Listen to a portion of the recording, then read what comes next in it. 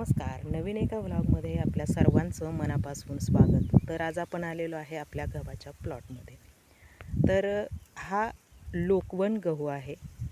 या लोकवन गहूची खासियत अशी आहे की चपाती त्याची चांगली होते, कलर पण चांगला असतो आणि पीठ चिकट येतं त्याच्यावर आणि त्याचं कोटिंग जे आहे ते थोडंसं जाड असल्यामुळं फायबरचं प्रमाण त्याच्यामध्ये जास्त असतं.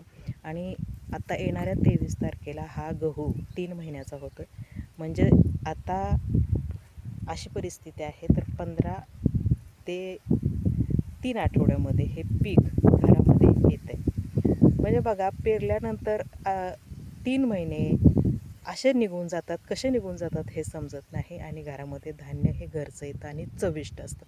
तर शेतकरी बांधवांनो, तुम्ही थोडं तरी आपल्या घराच्या वापरासाठी पुरेल एवढं तरी हे गहू किंवा प्रत्येक धान्य ज्या पद्धतीनं पूर्वीचे लोक प्रत्येक धान्य त्यांच्या शेतामध्ये असायचं, आज सगळीकडं ऊस बघायला मिळतो आणि त्यामुळं धान्य जास्त पिकवलं जात नाही आणि महागाई खूप वाढते. तर आपल्या कुटुंबासाठी तरी ही धान्य कडधान्य असतील खरीपाच्या वेळची ती आपण घरामध्ये आपल्या शेतामध्ये पिकवली पाहिजेत. आणि हा गहू तुम्हाला कसा वाटला हे नक्की कमेंट करून सांगा. व्हिडिओ आवडल्यास लाईक, शेअर आणि सबस्क्राईब करायला विसरू नका.